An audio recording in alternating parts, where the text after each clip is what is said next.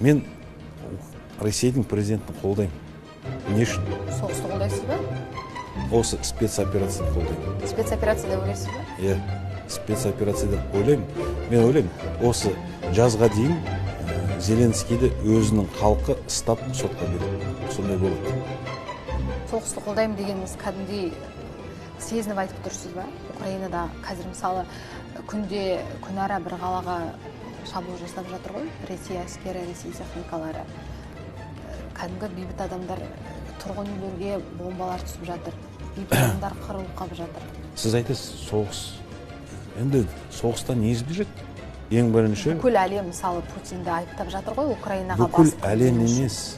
Мен жаңа айттым ғой сізге. Халықаралық ұйымдардың бәрі. Бүкіл әлем емес. Санкция салып жатыр Ресейге. Ол санкцияны салып жатқан Америка.